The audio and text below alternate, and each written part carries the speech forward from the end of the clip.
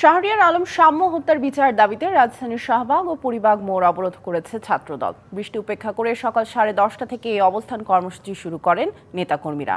চলবে বিকেল 5টা পর্যন্ত। অবরোধের কারণে যান চলাচল বন্ধ ওই এলাকায়। এতে ভোগান্তিতে পড়ছেন সাধারণ মানুষ।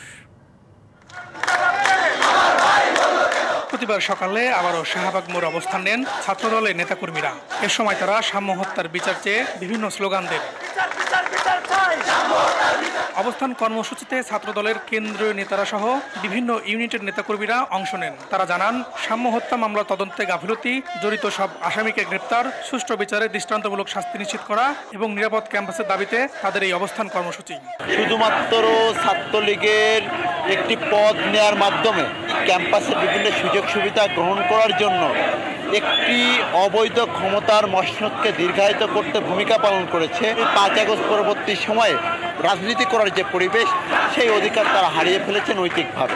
যদি সাম্য হত্যার বিচার অতি দ্রুততম সময় আমরা না পাই, মূল ঘাতক সহ অপরাধ শনাক্ত করে আমাদের নিকট স্পষ্ট করা না হয়, আমরা আরো বৃহত্তর কর্মসূচিতে যাব।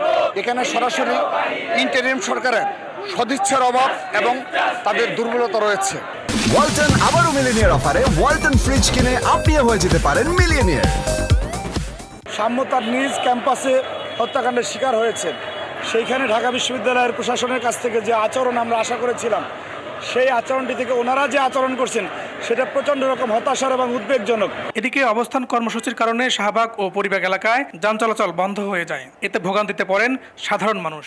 সেখানে যারা অসুস্থ রুগী নিয়ে যাইতে পারতেছে না ইমার্জেন্সি ভাবে। আমার তো মনে হয় ফার্মগেট পর্যন্ত জাম হয়ে রয়েছে। এটা কোন দেশি মিছিল আমি তো বুঝলাম না। গত 13ই মে বাংলা একাডেমির কাছে সোহরাওয়ার্দী উদ্যানে ছুরিকাঘাতে নিহত হন ছাত্রদলের স্যার এফ রহমান হলের সাহিত্য ও প্রকাশনা সম্পাদক শাহরিয়ার আলম সাম্য।